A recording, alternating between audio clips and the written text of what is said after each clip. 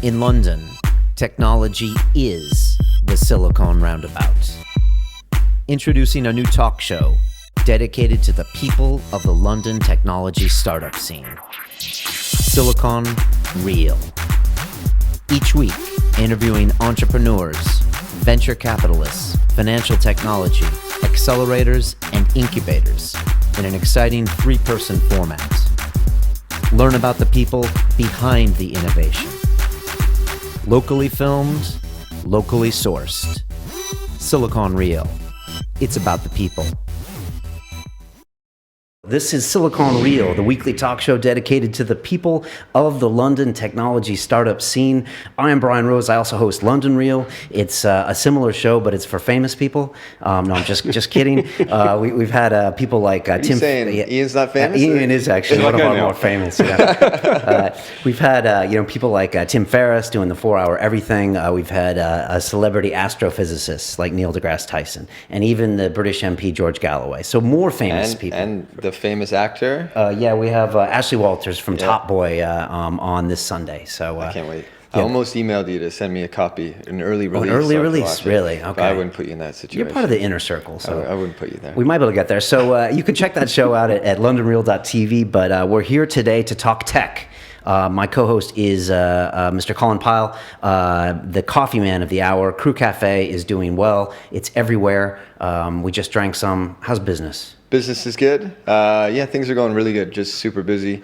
Got hay fever right now. Just found out my motorcycle got stolen a few weeks ago, I was mentioning. And so they're just writing it off. Such a very sad day. So they didn't find it? They're not going to find it? No, they found it, but the cost to fix it is the same as the cost of bikes. So. And are you going to ditch the motorcycle? So I have no choice. They're going to cut me a check. So I may buy another one, but I'm bikeless for the first time in a long time. This is a good thing. Your lifespan just increased. There we go. Yeah, so we'll go with that. We'll go with it. Awesome. Let's get on with the show. Our guest today is Mr. Ian Foddering, who is the Chief Technology Officer and Technical Director for Cisco in the UK and Ireland. If you have not been part of the general public and don't know who they are a multinational corporation. They're part of the S&P 500. They design, manufacture, and sell networking hardware. I just found out that Cisco is short for San Francisco. That's 4 years MIT education. I just figured that out. I didn't know that. You didn't know that, okay. And the icon is the San Francisco Bridge. I didn't know that either. So go. those lines is kind of, and it's what a great metaphor with the network and the bridging. Indeed. I mean, those Stanford grads were thinking. So definitely, you guys have a lot of things going here on the UK. You have the Cisco Network Academy. You guys are now running the IoT Challenge, where you're giving away $250,000 to startups in the IoT space. Yep. You guys support the Idea London, which is right around the corner, who has, was it Jennifer Griffiths that was here from Snap Fashion? Yep. So lots of exciting things going on. The best coffee in all of London. They're serving that. They serve Crew Cafe as well. Shameless plug. Expect more of those from Colin. But Ian, thanks so much for being here, and welcome to Silicon Real. Hey, you're very welcome. Thank you for having me. It's fantastic to talk about IoT and IoE. I don't know the difference between them. I know you guys reckon that potentially 50 billion things will be connected to the internet by year 2020. Is that about right? What does that look like? I get a little scared. I can't picture what that looks like. It's like the Jetsons or something. Yeah, no, it's really interesting. And I'm talking to a lot of different businesses, organisations, public, private sector at the moment. Even my parents are asking about IoE at the moment. Right. But it just generates so much interest because there's such a world of possibilities. And I think, a number of years ago when you started talking about this topic, it was the connected fridge. Right. Everyone straight away homed in on the connected fridge. You better take that bottle of milk out and, it'd reorder itself and stuff like that. But it's expanding. It's expanding rapidly, and it started with the mobile drive of mobile devices, tablets, etc. But what we're now seeing is an acceleration of other things being connected. So whether it's going to be the connected asthma inhaler, which I love as an example, we can come back to that later on, right the way through to the connected cow. So forget the fridge. Forget the milk. Cow. Think about the cow before the milk even gets made and then going into the fridge. Through to transportation, healthcare, and there's just so many possibilities. And there's some real drivers, there's some real needs to do this. Healthcare, mentioned there briefly, is I think such a key area. UK, Europe, Western world, we've got an ageing population. We can carry on doing the things that we've done always and build more hospitals and stuff like that. Or we can look to technology as a way of actually helping us over this challenge. So there's a world of possibilities out there. So I think it's a really exciting time. And the terms like IoT and IoE, can we define those just so we know exactly what those mean? Yeah, no, it's an often asked question. So IoT, from my perspective, is a relatively dumb device. It's something that is embedded within a device, but it's relatively dumb. But IoE is really a collection of elements. So it's people, process, data and things coming together, and when you start to bring that together, that's when you get the insight. And again, a lot of people focus in on IoT. For me, actually, it's the data that those connections are going to produce that's going to be the interesting stuff. And when you start to look at that data, unstructured in all sorts of forms, that's going to prove some really interesting insight. And I don't think we really truthfully know quite what we're going to discover as we start to connect all of these things together. And what we're going to find in terms of the way in which we live our lives, how we can be more efficient, all sorts of things. I think it's a fascinating time. It's almost like you look at the apps on your mobile phone right now. 5-6 years ago, could you have even conceived those? When the iPhone was introduced, could you even conceive that interactivity? I saw a stamp the other day for someone's tax minicab thing with a phone number next to the tube, and I was like, this is obsolete now. Would you have ever predicted? And I mean, with the IoE and the IoT, how can you even foresee where we're going to be? Yeah, absolutely. I mean, I mentioned it briefly. The example I love to give, because it's a really simple one for people to understand, is, and I use it myself, an asthma inhaler. A lot of people do. It's a fairly dumb device, but it's useful in terms of what it does.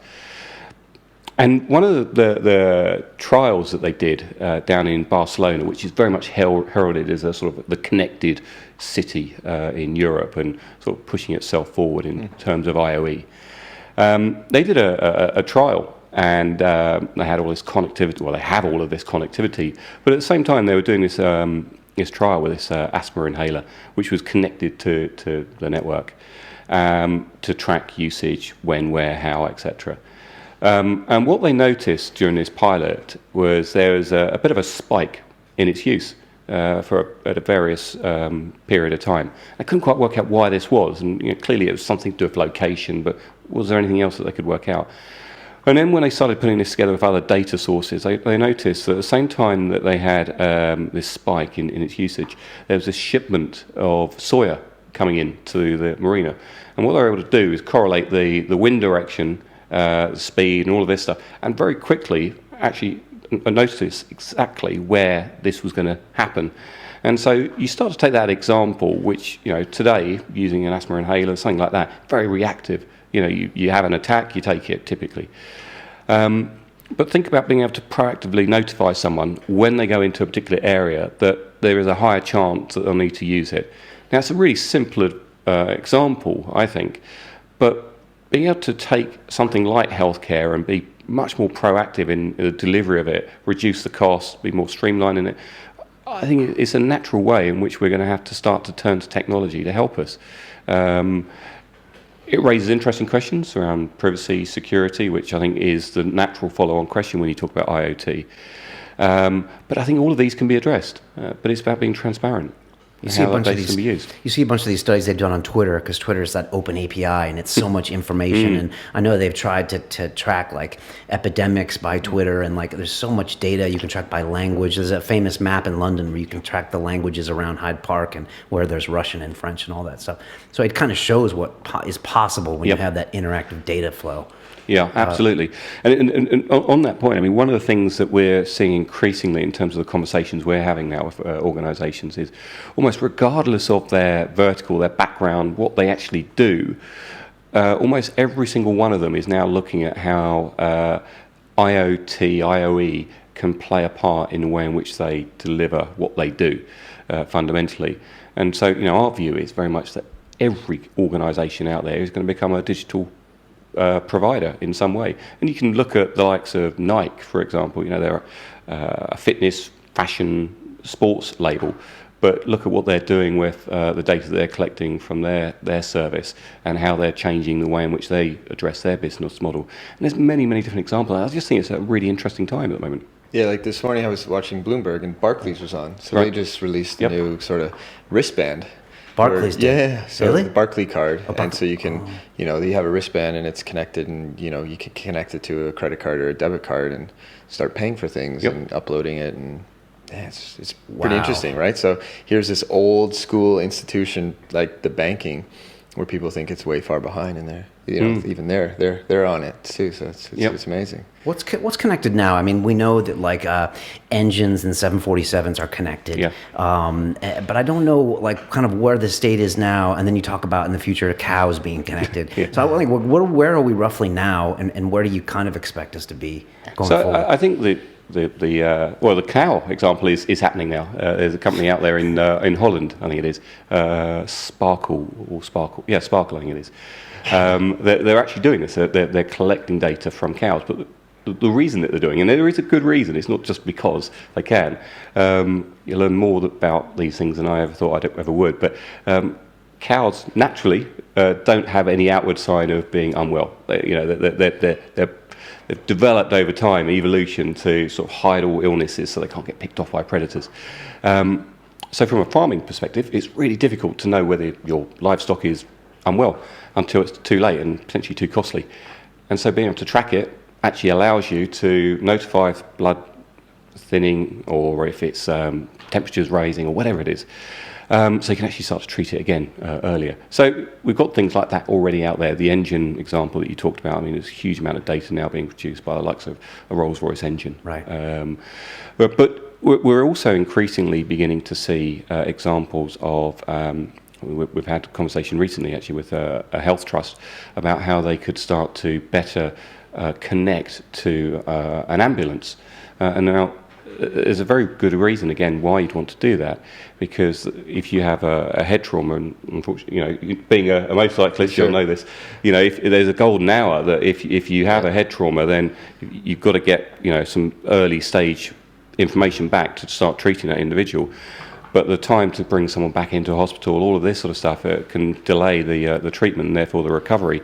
So being able to connect to paramedic while out in the field and provide some real-time data back to the hospital and start the treatment of that person, free up some of the necessary equipment, so when that person comes in, all of these things are beginning to play out, and that's happening today. We're having those conversations, being able to stream high-definition video from that paramedic back to the hospital. All of these things are happening today, and it's it's an interesting area.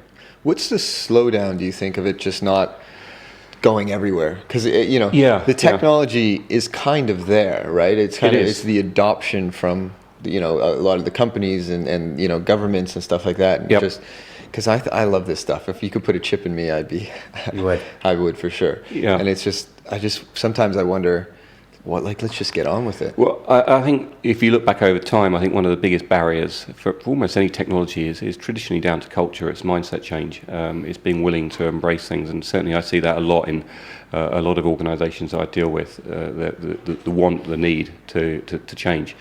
I think the same applies here. I think there is still a degree of concern, hesitancy around what exactly is it that I'm sharing if I'm connected. To your example, who has access to that?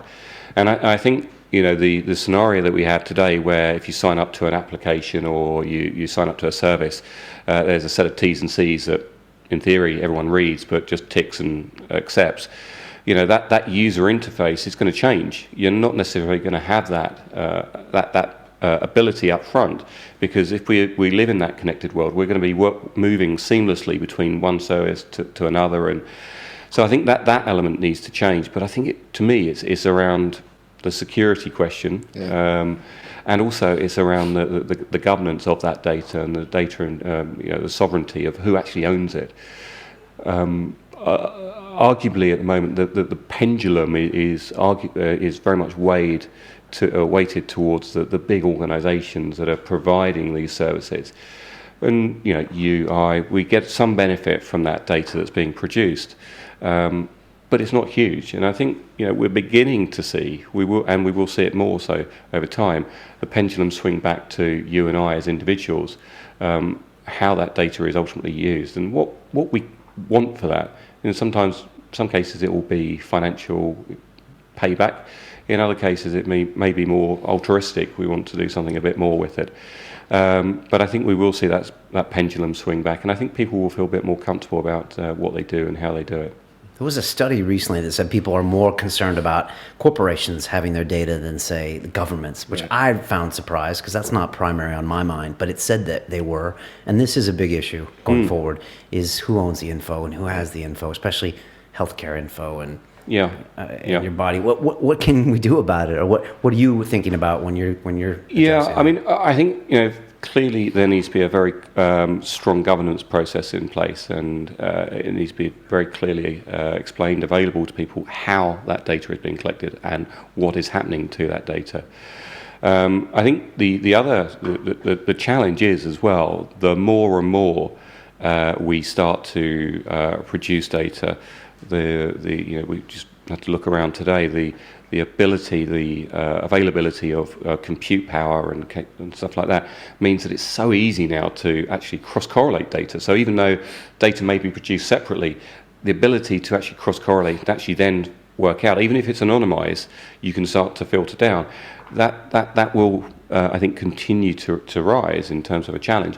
But again, it is about being transparent for me. It's about ensuring that people understand what is happening to the data, how it's being used, and allowing people the option. If people want to disassociate or remove themselves from that, then they should have the ability to do so. But equally, I think if you look around today, there's a lot of elements that produce data that people just don't even consider. I mean, usually your credit card, your mobile phone, all of this stuff is producing data on a continual basis. And I think sometimes people get a little bit too fixated on some elements, whereas actually what they're challenged with has been around for a long time, but it's just been done in a slightly different way. Yeah, like loyalty cards. Well, exactly. It's been around for centuries or decades, and it's just like, that's essentially data play, and people don't even think twice. But again, it's back to value. What value do you get by giving up that data? You get a few points and some coupons, but the value to the organisation collecting it is huge. I mean, it's really valuable stuff, and that's where I think that pendulum will swing back. And you and I producing that data, who actually own that data, will get greater return on it. I remember there was a case with Walmart where they were collecting data, and then they were actually sending out coupons based upon your buying habits. And there was like a 16-year-old girl in the U.S. they could tell she was pregnant because of what she was buying. And then so they sent coupons to her for like baby clothes and stuff like that. That's wild. And what food she was buying or something? Yeah, but just through the data. But again, that's a huge privacy issue because they sent the coupons to her family, and her family's like, why are you receiving these coupons? And then that's kind of what you're alluding to, like exactly, the correlations. Yeah, exactly. So even if it's anonymous, it's still not, right?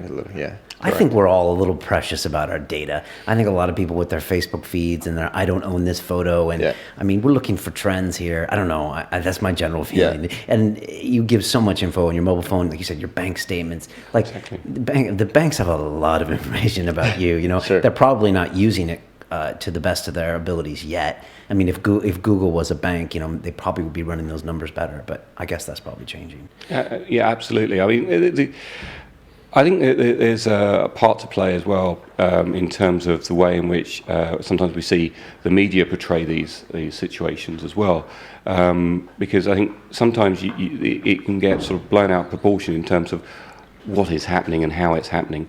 I think there's huge value to the individuals in this connected world that we're talking about going forward, but the ability for people to step out of it, that needs to exist, and that's it.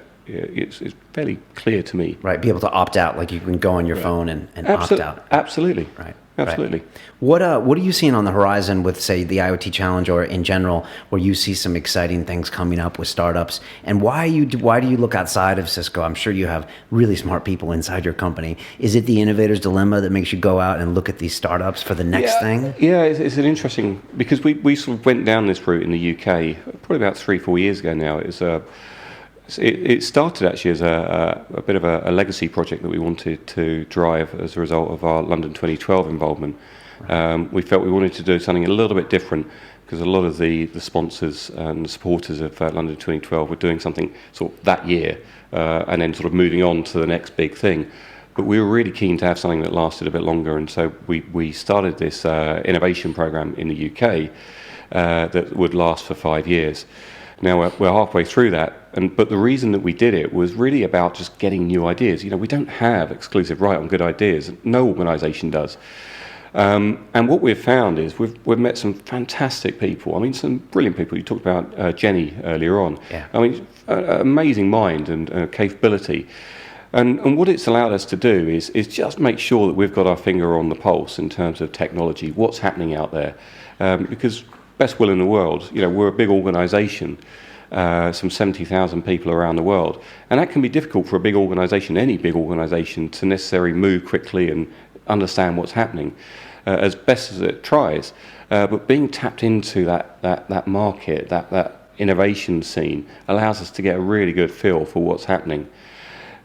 I think the thing for us as well was, when we sort of went into this space, was to make sure that we, as the big organisation, didn't come in and be seen as sort of farming those good ideas on the cheap and taking them away and using them for ourselves, and that was it.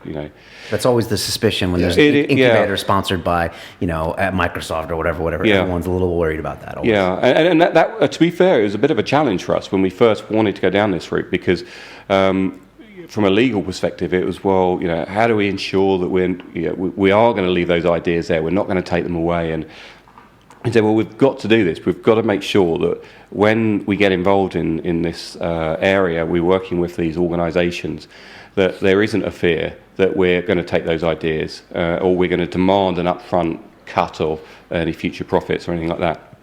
And so we cracked that internally and we got that resolved.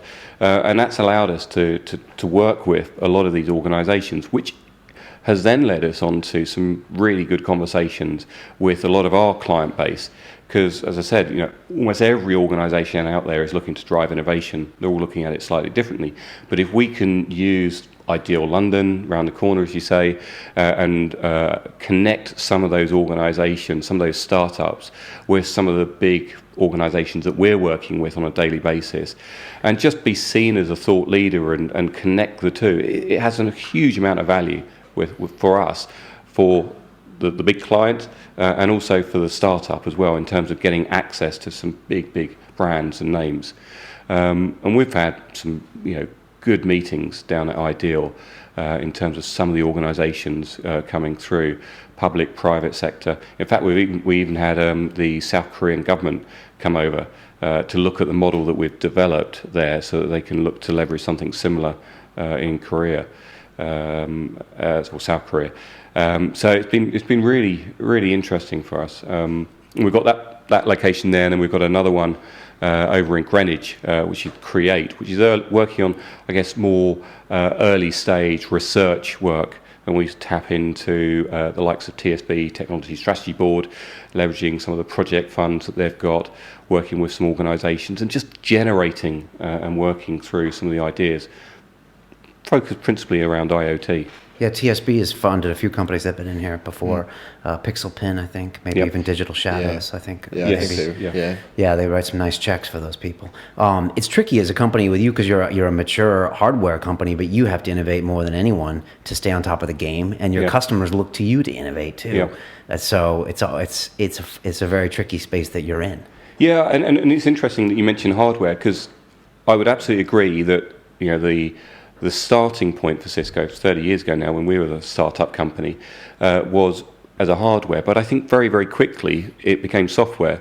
And I'll try and avoid any of the marketing bit here. But the reality is, the thing that made Cisco, the Cisco router, was the Cisco iOS that sat on that device. It kept getting updated. Exactly. And if you look at where we're going now in terms of an organisation, if you look at the application-centric infrastructure, data centre propositions, which is all about software and its capability, it's actually detracted or separated itself from the hardware. So I would argue now that we're much more a 50-50 split between software and hardware than predominantly hardware. But you're right, that's where a lot of people still associate ourselves in that. But that's where the innovation plays in.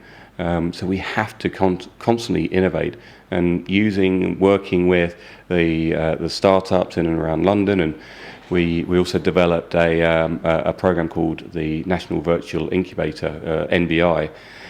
So we've got about 12 of these locations around the UK, and they tap into some of the universities, some of the business startup locations, accelerator locations around the UK, connecting them together through video, holding events, getting third parties to come in and talk about the VC space, how that operates, getting some big organisations to come in and talk about some of the challenges that they have and how they'd like to work with startups to address some of these. It's about connecting people with the ideas ultimately. And IoT ideas that are coming down the pike, or can you talk about them? When you see interesting things that companies are doing. Yeah, I mean, there's a number of different areas, and I think again the definition of IoT is we'll go back to that one, because I think people sort of narrow it down too quickly. I mean, we see anything and everything being connected, and so that can sort of play itself out in a number of different ways. I mean, some of the organisations that we're seeing around location services, how they utilise the connectivity, mobile phone, smartphone capabilities, number of different areas. So we're seeing, I guess, some exciting ideas. We are working with a number of them in the UK, which is really good, because again, as a US company, certainly headquartered company, it's very easy to assume everything's happening in Silicon Valley. The good thing that we're seeing now is a significant investment going on around the globe. And from a Cisco point of view, we announced about a month ago now an additional 100 million to an existing $150 million investment arm that we have, looking at organisations around the globe that we're looking to invest in. Separate to the support work that we do with the startups, and we've made some investments here in the UK recently in that space. So for companies or for organisations? Of companies. Okay. We've made some minor investments in organisations here in the UK. And that's the way that we've always worked, to be fair. We've always done that. We've worked with some of those organisations and made minor investments in them in a very supportive way. And that, again, just gives us access to some really interesting ideas and, critically, people. San Jose, you were there a couple of weeks ago, you said, for a big meeting. Yeah. It is an American company. You're here in the UK. Yeah. We're always talking about this on the show, maybe too much. Do we talk about the Yanks too much? What's your view? I mean, you're obviously not American, but you work for an American company. Yeah. You go back there a lot. Is it, when you go back to San Jose, do you have to get people's attention, like this is what we're doing in London, or do innovative ideas come out of here? I think to start with, that was probably the case. I think it was a bit of a struggle to get the UK recognised as something that was exciting. But I would say that within the last 24 months, that has changed from a Cisco perspective. We now see a lot of interest in a lot of the work that's going on here. We also do a similar sort of program in Berlin. Where we're doing some work there in a similar fashion, similar model, but it works. I would say it's worked so successfully here and in Berlin that we're now seeing a set up of about another 6 sites in a similar fashion pop up around the globe outside the US. So we're definitely getting momentum, and I think again it's recognition that the good ideas don't just exist in that sort of small strip of Silicon Valley. There's people out there with some great opportunities, and we want to sort of be working with them. What do you think that tipping point was 24 months ago? Well, for us, here, I think it was very much around London 2012, because we created a program specifically to do that. Sure. And because we were sort of doing the sponsorship, because we had a lot of focus. I mean, it's a global event, and so therefore we had global recognition, not just of Cisco, but also of our client base coming here, and it gave us a platform to demonstrate the breadth of talent that we had. And so, in fact, one of the final events that we had at our hosting facility down at near the Olympic Park was the big awards. British Innovation Gateway Awards. And so Jenny, who you talked about earlier on from Snap Fashion, she was one of the 3 winners that we had. Yeah, of course, we talk about that on the show. Yeah. And so we were able to recognise her, and Digital Shadows, who you also mentioned there. We were able to recognise them in the Cisco house, and all the attention that therefore had. And I think suddenly, well, I won't say suddenly. Maybe I'm doing a disservice to my American colleagues, but we got the attention of people outside the UK, because I think we've always recognised that there's talent here. You just have to look around, where we are today to see that. But I think we're also seeing a momentum with the likes of Tech City and a lot of the government focus on London. So I think there's been a bit of a perfect storm. A number of elements have come together to help that. But certainly from a Cisco point of view, I would, if you want to look for that genesis point, and then you're probably looking back to the involvement in London 2012. And like you said, the government's behind it. You were at Buckingham Palace this week, so it's nice to get the royalty behind it, right? I'm name dropping for you. Thank you. But I mean, there really is a big push these days, from everyone in the government, and it helps tremendously, doesn't it? I absolutely, and I think whatever your political allegiance is, there's been it's been a challenge over the last couple of years in terms of recession and elements around that. And so one of the ways in which UK PLC, and this applies to every country, to be honest, but certainly the UK PLC can start to drive growth and is doing something different.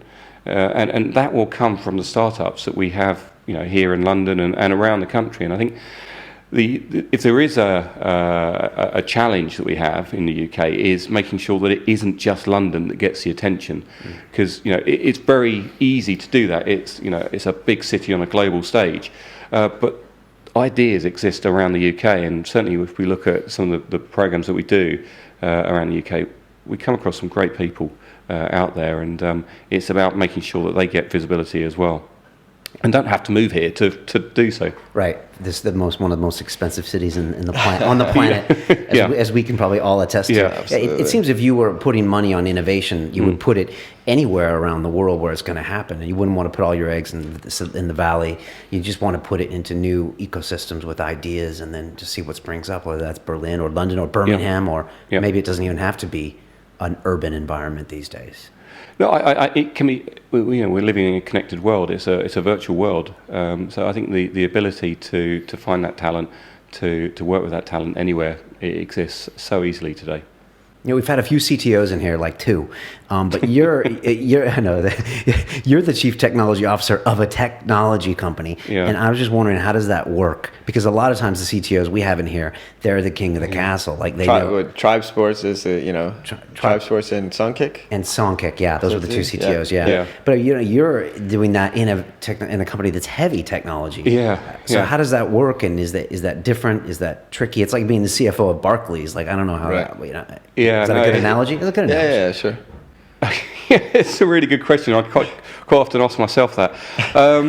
It's really hard. Okay. But it's really exciting. To be on top of your game always. Well, I'm not always, as my colleagues will no doubt testify. But it's really hard. But it's great fun. And it's great fun not knowing as well. I know that may sound perverse, but the day that I sit back and think, I know everything, to be honest, that's the day that I'll probably stop.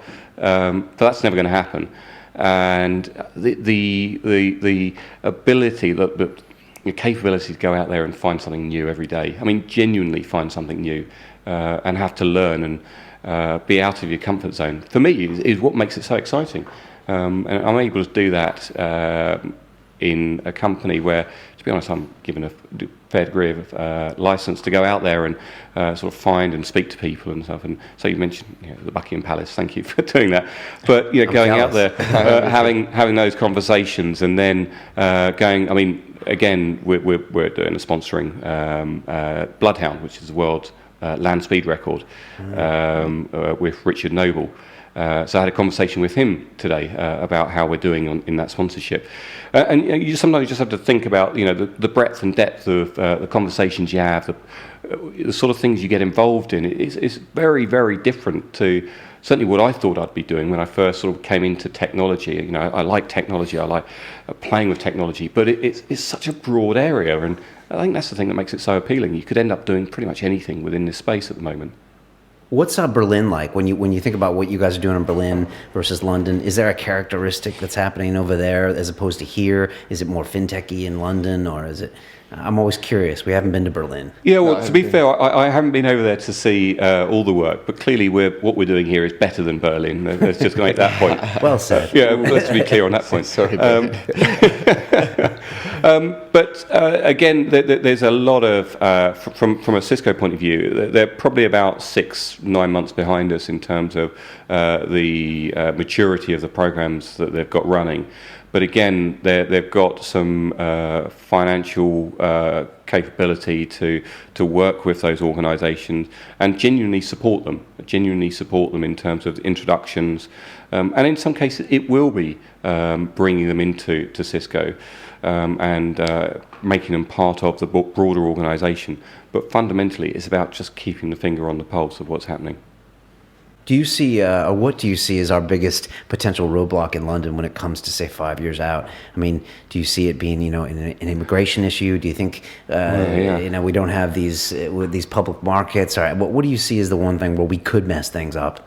Well, yeah. Forward? So it's another topic I'm really, really passionate about, which fits in very well here, is skills. I genuinely have a concern that we don't have the appropriate skills here. And if you see it firsthand, right? Yeah, I mean, skills being engineers, like educational skills. Yeah, absolutely. So technical skills. If you look at the marketplace at the moment, and a very crude example, but if we're hiring people, as we are at the moment, actually, but if we're hiring people, we typically find, certainly I see, that we're having to work harder to find the right people. Now, we're still finding the right people, be clear on that, but we're having to work harder to find those people. And we're not unique. If I speak to other organisations, competitors, it's the same challenge. And I don't know... And is it a supply issue? It is. Right. It is. I mean, that's ultimately what it is. And I think if we look at where the market's going, we touched on big data. I think one of the big challenges will be around analytics. And, it's all very well producing data, but unless you actually turn that into something useful, it's no use at all. And the skills, the capabilities to do that, I'm just not sure are there in the depth that we need at the moment to really take advantage of where we're going. That's a lot of statistics and maths to really... To a certain extent, that's been taken, I think, over the last couple of years, if not decades, to the financial services sector. People with that capability and intelligence have gone into that market, and therefore there's been a bit of a gap, a drain in terms of the technology space. I don't know whether, in light of some of the recent, stories and general environment around the financial services sector, whether we'll see people being put off going into that area and maybe revisiting tech as a result. I don't know, but I think the big concern for me would be around the skills that we have coming through. And I do have to point out at this point, because I'm a governor of the UTC. There's a UTC that's just opened up around the corner from here, which is a university technical college, which it sets out to try and address that skills gap at a very early age. So it's working with industry, such as ourselves, Cisco and BT and others, to set the curriculum for the schools, drive the curriculum, and help educate the teachers in terms of where technology is going, to inspire the students that actually technology is a really exciting place to go. And so Hackney, just around the corner, which opened up about 2 years ago, is looking to do exactly that. So in the next couple of years, to take advantage of all the businesses that are springing up in and around the area, hopefully we'll have a pool of talent coming through that will be able to go straight into those jobs. But it's just a tiny drop in an otherwise very big ocean that we need to address. What about talent from India or China or from the States? Is that something that we can't live without here going forward? Well, I think clearly there's an opportunity to bring talent over from there, but even there, I think we're struggling with a number of different issues. You mentioned about immigration, and there's some very strong views on that. Again, whether the skills are the right type of skills, language barriers, cultural barriers. There's a number of different elements that come into play. But yeah, I think the ability to utilise a lot of the talent, the raw talent that we have here in the UK, is really important to do. Again, we're going somewhat off topic, but we started an apprentice programme, about 3 years ago now, and that was a bit of a departure for us. We'd always had a really strong graduate programme bringing people in, and we brought some apprentices in, and where that talent is coming from is from a completely different area that we would have looked before. One of our top performing apprentices trained as a hairdresser. I mean, if you'd got her CV initially, we wouldn't have brought her in for an interview. But if you now look at how she's developing and the skills that she's got, it's fantastic. So it's about raw talent. Right. No, that makes sense. How much of your time do you spend looking at the 15 to 25-year-olds in that young generation? I know you gave a talk in Jersey where you were talking about what's important to a 15 to 25-year-old versus, say, 20 years ago. And he was talking about, like, when you were my age, a car was crucial. A car was your world. It was your independence. It was your social scene. Absolutely. And these days, it's more like being connected. Yeah. And I was just wondering how much you really look at that young demographic that will then in 10 years be a little bit older. Yeah, well, purely from a professional capacity, of course, but I look at that area from a real keen interest, in the sense that, first of all, from a talent point of view, in terms of future skills coming into my business, in terms of prospective customers going forward, right. But also from the point of view in terms of some of the ideas that they've got, some of the way in which they work, and to your point, the way in which they use technology and how important they relate to technology. This is a really good way of looking into the future of how we're going to work. I heard someone mention the other day about, again, sort of going back to the sharing of data and stuff. Someone saying, well, aren't you a bit scared of putting your pictures of your Saturday night out onto Facebook or whatever? And the answer was, well, no, not really, because the person that's going to be interviewing me in 10 years' time will have done exactly the same. Mm-hmm. It's a change of mindset. It's a change of culture that we've got to accept. Right. There's no more perfect life. Do you know what I mean? Well, that is the new perfect life. Sure. I think that's the way to look at it. Yeah, is that everyone has the information out there. So I'd hate to be a politician in like 20 years. It's like it's interesting, but then also you can just own it. I mean, Barack Obama wrote a book before he ran for president that openly talked about his cocaine use, and it was fine. Yeah. Of course, someone else told me on the show, they said, yeah, but was there an iPhone video of him doing it? Sure. Okay, maybe not, but there is ways of kind of owning it. And no one, you would never think that a president would be able to do that, but he did. So I don't know. It's interesting where we're going. Ian, we always ask a few personal questions. Yeah, sure. At the end, I'm going to hit you with them. If you could make a phone call to the 20-year-old Ian and give that young man a bit of advice, I'm very curious. What would you tell him to do? Yeah, really good question. Probably study a bit harder. Were you a tech guy? I went to university, but I went the long way about it. I had to do an extra year at school, and to be honest, I wish I hadn't, because I could have been probably a year, 2 years ahead of myself, sort of thing. But anyway, so probably study a bit more, I think would be one thing. Probably make an investment into Cisco 20 years ago would have been a nice thing to have done. But I don't know. It's a really good question. Really good question. Would you have jumped in on online quicker? Would you have gone the internet way or the coding way quicker? No. So I had an opportunity. Actually, so joking aside about Cisco, I had an opportunity to join Cisco probably about 2 years earlier than I actually joined, and at the time, it was a relatively small company, and if I was making that phone call now, I would say, when you get that call, when you get that opportunity, just go for it. Don't worry, because I was at Nortel at the time, a big, established company. Great time, really enjoyed it, and that was probably the thing that kept me there. I was enjoying it so much. So when this small company came along and I had the opportunity to join, it was, I don't really know them. I've played around with a bit of the kit, but I'm working at Nortel. It's a big company. So that's probably the bit of advice I'd whisper into my ear. Did Nortel go bankrupt? They did, yeah. They did. Along with my that. pension. I remember quoting that. They're still selling those patents. One of my really good friends in Toronto is a lawyer, and he's been working that case for 5-10 years, selling their patents. Yep. I was broke in the credit derivatives when they were going bust, so it was a fun market. Yeah. Made a little bit of money off Nortel.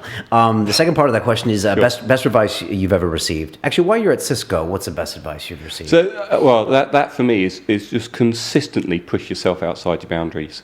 I mean, it's a really obvious thing, but I think it's sometimes easy just to, again, accept what you know and try and become the kingpin, the big person around that particular topic. And for me, I was always told just constantly push yourself and walk into the unknown. And for me, that's what I do on a regular basis. Sometimes I fail, let's be clear. It happens to everyone. But for me, I enjoy it. I enjoy sort of putting myself out there and not quite knowing what I'm going to expect or do next.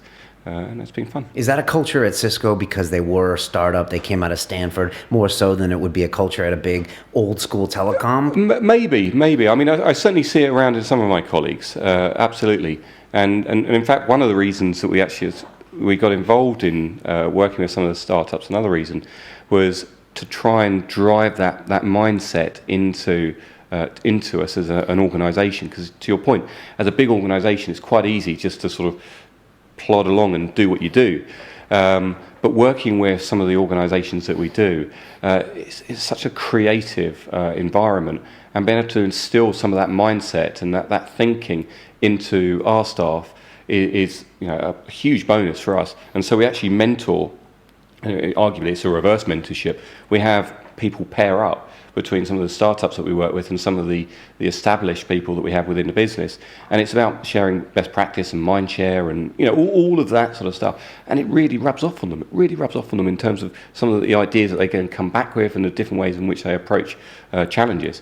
So it's a good way of working, we find anyway. That's such an important part culturally for a big company, I think, because a lot of big companies, you don't get that. People don't step outside of the box and do something new and take a risk because they're terrified of failure.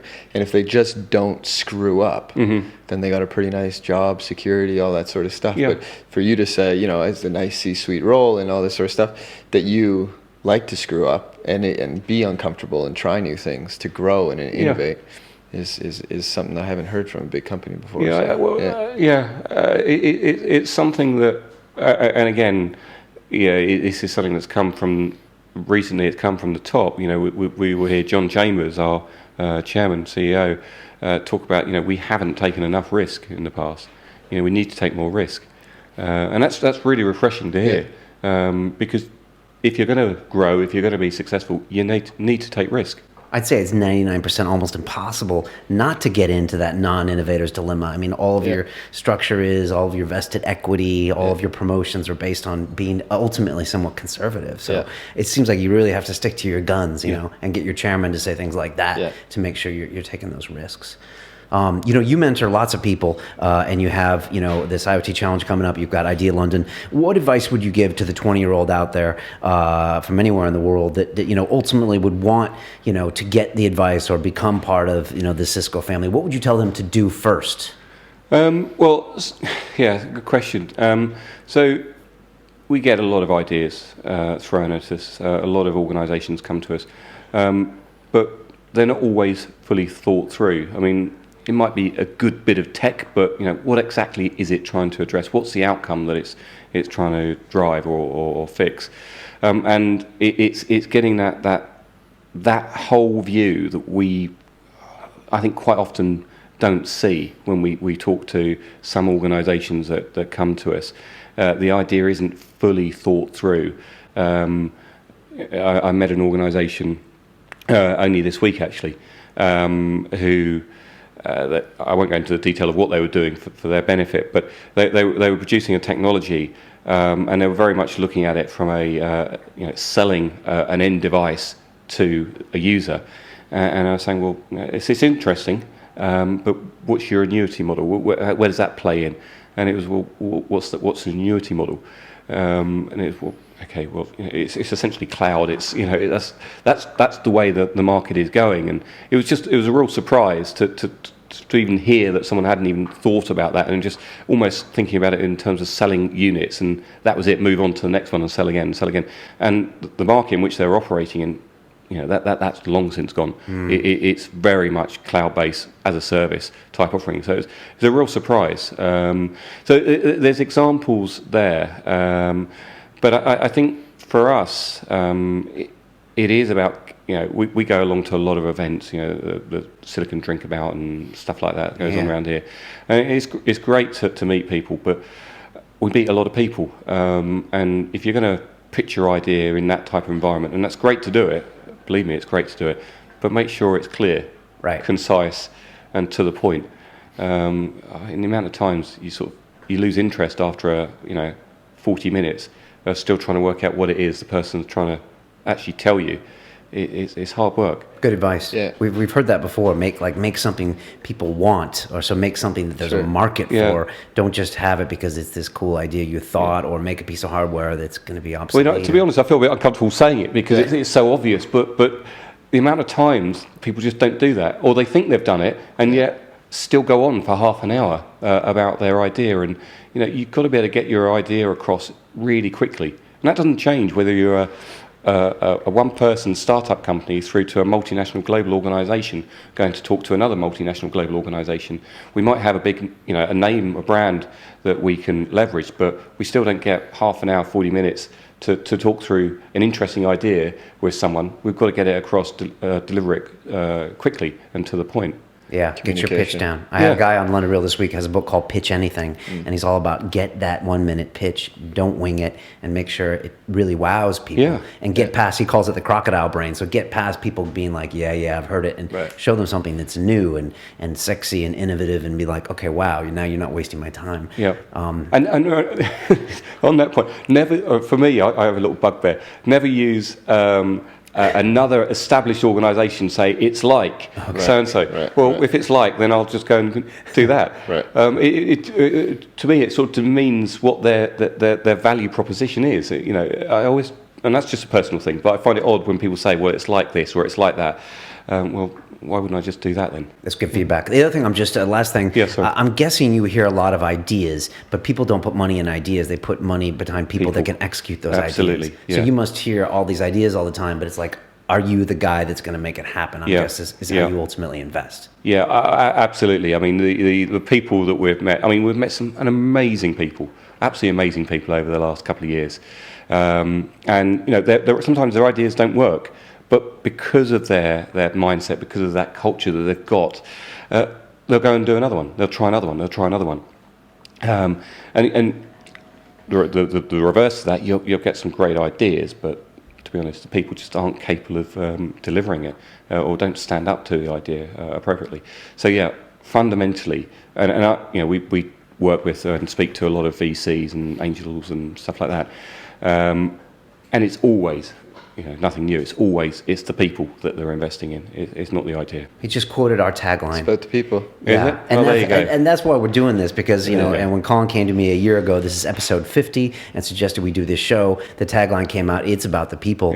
And I was just thinking of Jenny Griffiths. You spend 45 minutes talking to Jenny, and you're like, okay, you're basically investing in Jenny, and like the idea is great and important, but it's secondary. Absolutely. And so it's really well said. Look, it's all about. It's almost been set up. And it wasn't. That was the thing. So on that, I just want to touch on one more thing because I think Elon Musk did something pretty cool yesterday where he released all of his patents for Tesla to the open market, and it's about the people. It's about him innovating, continuing to innovate further. That he wants people to use his patents rather than hold them together. I was curious, maybe because I'm sure Cisco has a boatload of patents stacked away. What are your thoughts on that? And so, is it a game changer or not really? It's an interesting approach. Definitely an interesting approach. I mean, what we do, and in fact, we haven't gone quite that far, but one of the things that we recently relaunched, and we're much more, supportive, open around it, is something called a DevNet program that we have. And that is all about allowing access to our platforms, to our hardware, software through APIs. And supporting people in doing that. And I think historically we've been a little bit standoffish on that, or we've sort of made a document available that people can look at, but it's a static document and there's no one to go to if you've got questions or queries. So we've really begun to push and support organisations that are doing that, so that we can again start to more effectively work with them, bring the value of Cisco to organisations through that integration with their software, their development. So I don't think we'll, to be fair, ever go as far as Tesla have gone, but I think we're certainly seeing a mindset shift in the way in which we do present ourselves and open ourselves up to organisations out there. It's kind of like Warren Buffett and Bill Gates giving away 90% of their wealth, and they're like, "Look, I did it. Why don't you do it, billionaire X?" So it's a great and interesting trend. To see where this goes. We're out of time. Ian, thanks so much for being here. You're welcome. Love what you guys are doing in the UK with all these different efforts, and it's nice to have a big company like you that's kind of putting that investment back. So thanks for coming on. You're on Twitter. You're pretty active on Twitter. Yeah, on that. At Ian. At iFodder. Okay, at iFodder. And you guys are hiring. If someone out there wants to work for Cisco, what do they do? Well, just look on the website. The jobs are on there. Good. We're looking across a number of different areas, sort of traditional networking space.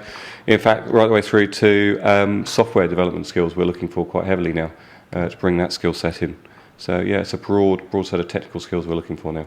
Good. And I think you have a Cisco at Cisco UK I think is your your Twitter here. And then obviously Ideal London as well is on there as well, and Create. So we've got a number of different innovation spaces that people can follow and get news on what we're doing, because it's an exciting time. Excellent. If you're listening to us on iTunes, we're on YouTube. Come see our beautiful faces. Shout out to my favorite Cisco employee, my brother Eric in Switzerland. Good call on that company.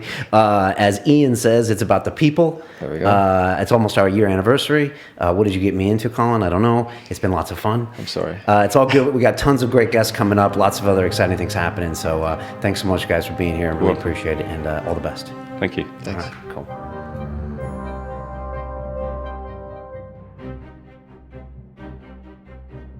It's always been critical for us to build something that like anyone can use, that's so damn easy that people will even want to use it. How can we make this easier? How can we get someone to getting insights and taking action faster? People don't really want analytics. They want to just know how to make their site better. We were the first guys doing real-time analytics. I met my co-founders when we were, I think we were probably studying for our GCSEs at the time, which we were like 14, 15 years old. You can be any age if you're clued in and you're in the scene. It's been a great way of learning, I must say, just jumping in and going for it.